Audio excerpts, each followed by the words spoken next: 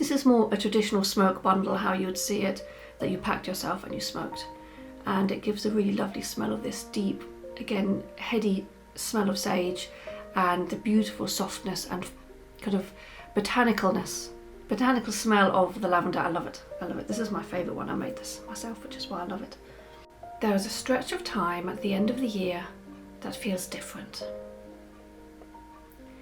The calendar places it somewhere between Christmas and New Year, but energetically and emotionally, it exists somewhere outside the usual rhythm of days.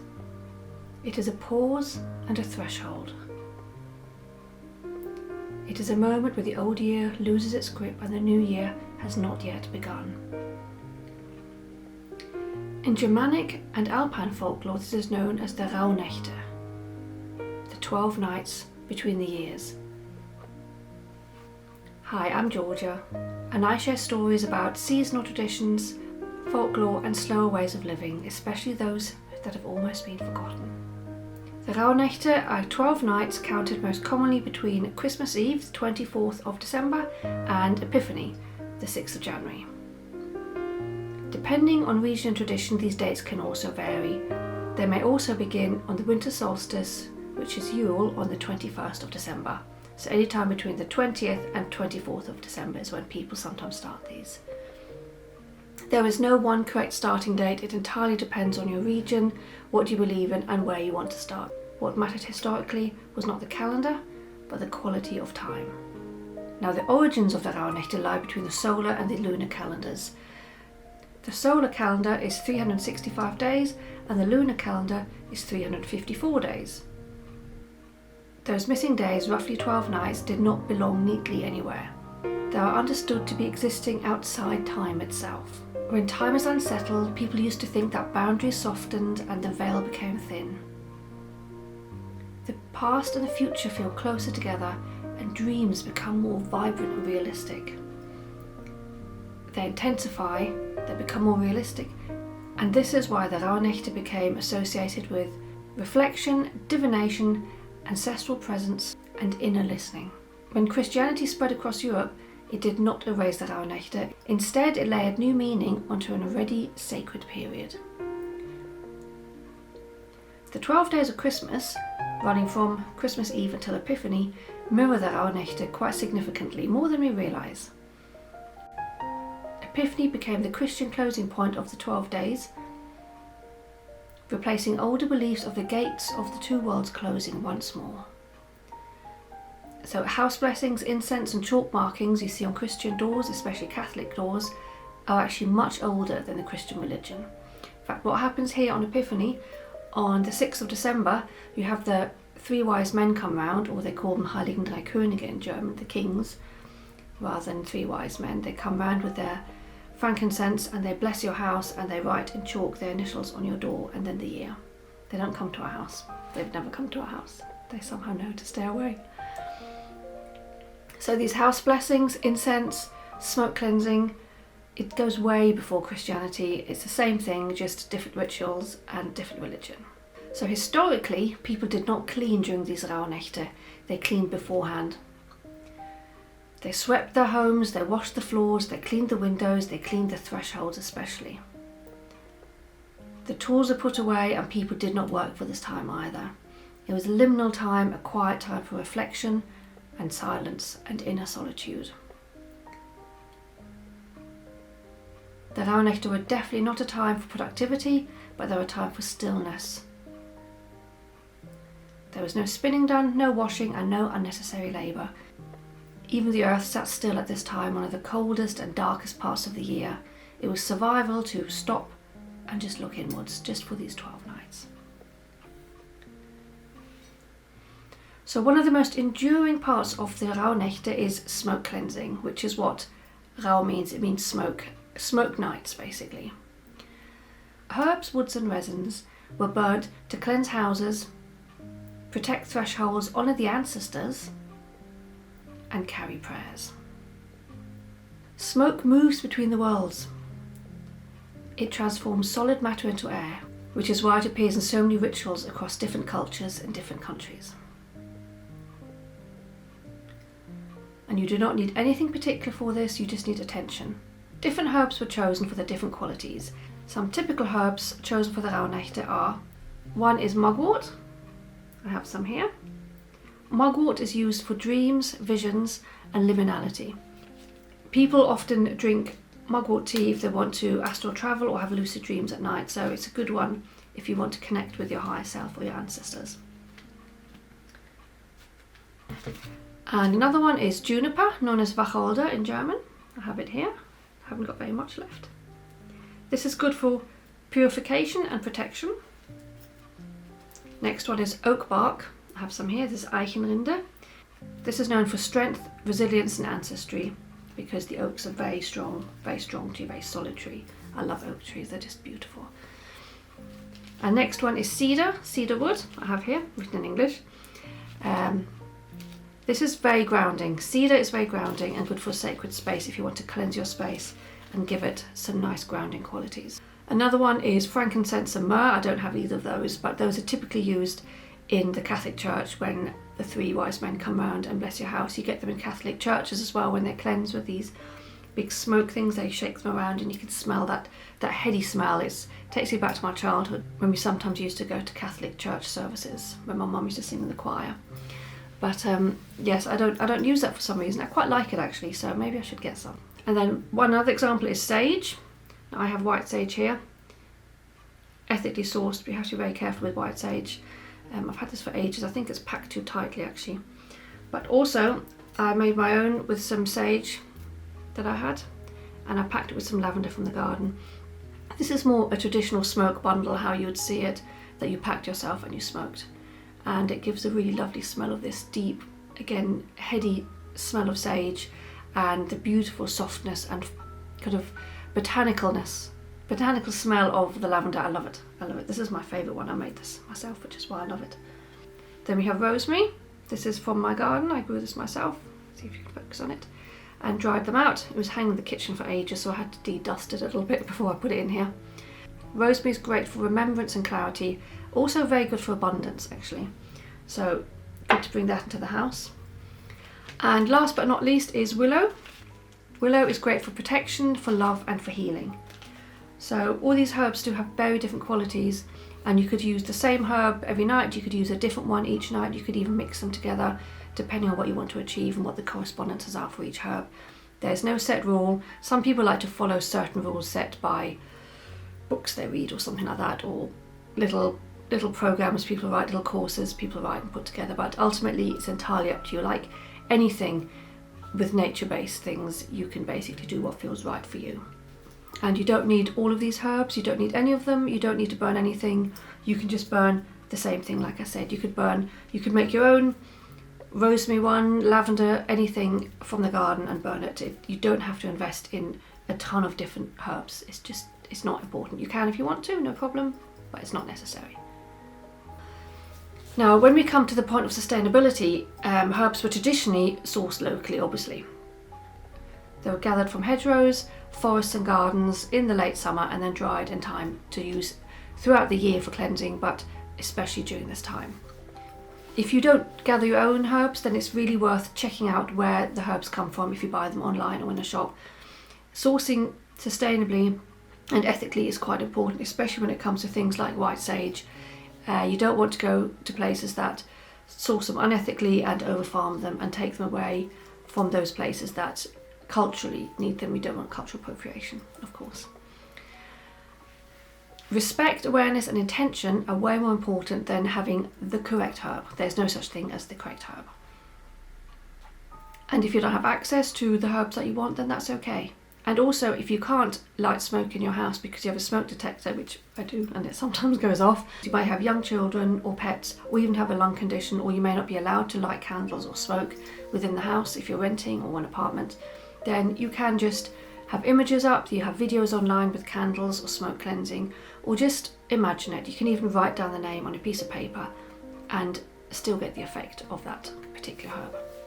Now, in many German-speaking regions, there was actually a specific day associated with gathering herbs, which was the 15th of August, Maria Himmelfahrt, which is the Assumption of Mary. Long before it became a Christian holiday, this was still around the time that women used to go gather. It was generally the women not always on a specific day, but within this time.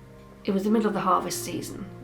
Women gathered the herbs, tied them into bundles, and then those bundles they would dry. You wouldn't dry them and put them in the bundle, you tie the bundle first, like I did with this one, and then you hang it upside down and dry it, and then over the weeks it dries naturally, especially if it's in a warm place. So you hang it high, normally near the hearth, which is obviously the warmest part of the house, it used to be at least. In Christian times, women, and they still do now in some places, they will gather the herbs, they will tie the bundles, and then take them to the church to have them blessed before they hang them up to dry. But this is something that was added later on in Christian times, obviously. But a lot of these herbs were tied especially for the Rauhnächte. They would either have, again, one bundle that they would smoke each night, or they'd tie 12 different bundles together, one for each night, because they had different herbs and different meanings to them in those nights. Now, another similar thing we have with the 12 days of Christmas is that each one of these nights corresponds with a month of the following year. So the first night corresponds with January, the second night with February, third March, that kind of thing. And in these nights you would write down your dreams, for example, and whatever you dreamt about would correspond with what would happen in that month. Some people do a tarot card draw, for example, a one card that you pull, and you would interpret that to see how the month of January would do. Some people do this every night. They would, even now they do this, quite common. You can do one per night, and then you write it down, you journal on it. What does it mean to me? What have I dreamt about? What sights have I seen this day? You can do tea leaf readings. You can do pendulum. You can even runes. You could even pull runes out of your bags if you have rune stones. One rune, one tarot card, and see if they correspond with each other, what that means for each day. Or you could do everything in one go. 12 tarot cards, 12 rune stones, 12 oracle cards. You could even have different crystals. You have different crystals corresponding to each day. If you have them in a bundle, you pull them, or you intuitively take them from your shelf if you have a lot of crystals. It's entirely whatever feels right to you. Divination is a very personal thing to people. If you want to not predict the year, divination is not predicting what will happen. It's guidance to how the year could turn out, or how each month could turn out, or how can I adapt my ways to make sure that this particular scenario will play out the best for me. That's sort of a good way to say it. It's definitely not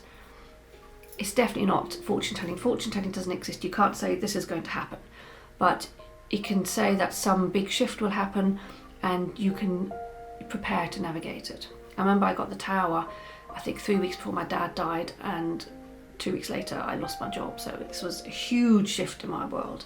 Losing my father and my job it really did change my world. So it was ironic in almost that I had this in a reading someone did for me, because I didn't used to take them seriously, but honestly, chances, 78 cards, you get this one card pull, your life is going to change significantly over the next month, and no shit, Sherlock.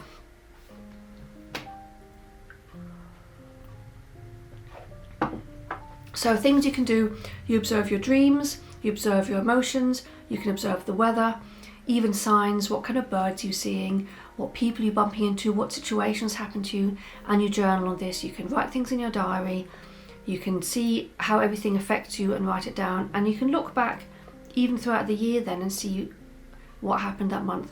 I like to quite often write things down for the year, and then at the end of, or for the month, let's say, at the end of each month, I look back and reflect on it. I don't look at the beginning of each month for the next one and go, oh no, something bad will happen, or oh, something great will happen, because it's not like that. It's you look back and you go, oh yes, well, this does kind of make sense, and then you go with it and you feel a little bit better maybe about your situation because you knew that actually something was going to happen. Sort of like that. It's tricky to explain. I'm not being very eloquent about this. So as I said, some people keep a Rauhnaechte journal. Some people just include it in their normal journaling. Some people have a specific journal. I have a book where you actually have space you can write into, and it has specific questions. So journal prompts are quite a common thing in the Rauhnaechte. You can either make up your own journal prompts, the same one each night, for example. How have I felt today? How am I feeling about tonight? What has happened to me that's significant? Has there been some change in my mood and my feeling? How are people reacting to me? How has the weather been? I don't know, what did I eat? How did I feel after food? Did I feel like doing this? Did I feel like doing that? Was I very tired? Was I very full of energy? Did I go into nature and explore something? Did I just lie on the sofa and watch TV all day? So all these things. It's just an interesting, as a general thing, it's great to journal anyway. I'm not massively into journaling. I always plan to, but I don't do. So these 12 nights are quite significant for me to really put my mind to it as an end to the natural year, the solar year, and into the new year to gently move into it. It's not a overnight thing. You know, New Year's Eve is very last year, next year, bang, let's all give up the bad things and start the new habits. It's a very gentle progression over these 12 nights. There's no immediate thing, and it comes to a gentle end on the 12th night. So it's a really nice way to end one year and start the next year without too much stress, just a progression. So if you want to keep it really simple, which is quite often what I don't do too much, because if you do too much, you basically overcommit and then you don't do anything. And if you end up doing nothing, you might as well not really start. So you can do one herb per night, like I said, the same one every night or a different one. You can choose them in advance. You can decide on the day how you feel. You can pull a card, oracle, tarot, playing card even, see how the card feels, or Uno. I've done Uno cards before as well. One journal prompt, maybe also keep a dream journal.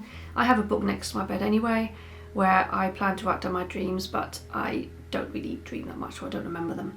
And sometimes my kids wake me up in the middle of a dream and it's there and then it goes, and that's it, if they come in the morning and wake me up. So I'm not very great at writing them down. It's something I would quite like to improve, because I think dreams are very significant, and it tells us a lot about who we are and about ourselves, and what's going on inside of us, inside of our minds and our hearts. So the Rauhnächte remind us that these transitions, these 12 nights, are gentle. They're not to be rushed. Like I said, you don't want the whole New Year's Eve. Interesting enough, New Year's Eve has never been my thing. Even in my late teens and early 20s, when you really think I'd be going out, I used to babysit, because it was the reason to not go out when people asked me to. And I quite like the quiet reflection. Even back then, I'd be in bed by 11 normally. My boyfriend, who's now my husband, he used to call me at 11:30 p.m. to say goodnight, wish me Happy New Year, while he was out partying in London. It was never my thing. So it was always a reflection thing for me, which is interesting. So this whole time, this liminal space is something I've always really enjoyed. And you know, that feeling between Christmas and New Year, even just those 7 days really, feel like a time that's lost. People joke that nobody knows what day it is, everything's just weird, and you're eating your leftover turkey sandwiches for days on end, and it's a strange liminal space. It always has been, even before I discovered the whole pagan side of the Rauhnächte and what it really means. It always felt like a strange lost space, but like a sacred slow time. I feel time slows down amongst this time, it really does. And that's a really nice thing to savour, because time slips away so much in the year. I can't even believe it's end of December already, and it's almost the next year, it's almost 2026, it's insane. But at the same time, I'm looking forward to these 12 nights, because it gives me time to stop, to reflect and to slow down. And the fact that I have the time off work, I always take this time off work, I always save so much holiday for Christmas. The kids are off school, no early mornings. It's just a gentle, nice time for us, and I've always appreciated it. Even before we had kids, I always took the time off, and we'd spend 2 weeks basically holed up, watching TV, watching box sets, and just enjoying the quiet time. You know, I really enjoy this time. Possibly one of the favourite times of my year. Even though I don't like the cold, I love this time of year, the gentle quietness. So some transitions are overnight, are instant, and some transitions really are very slow and should not be rushed. So what I'll be doing is I'll be sharing a short video on this channel for every night of the Rauhnächte. They'll go up starting the 24th of December. So if you want to follow them, then make sure to subscribe, because I'll be giving journal prompts, I'll be giving examples of what herbs you can smoke with, the way you can do divination, and just generally how to slow down the next day. So comment below if you've heard about the Rauhnächte, if you've celebrated them before, if you've gone through the whole smoke thing, what herbs have you used, has it changed anything, has it been a really great experience, was it just not really much at all? I'd love to hear what you all thought about it. And also, if you do the 12 nights and you follow my short videos, come back and comment here and let me know how it all went for you. And I will also write, or maybe I'll actually do another video at the end of it to say how it was for me reflecting and going through this gentle, slow transition. So thank you for watching, and if you celebrate Christmas, have a wonderful Christmas, or any other holiday you celebrate, and see you on the other side of these beautiful, beautiful 12 gentle, lovely nights. Thank you. Cheerio.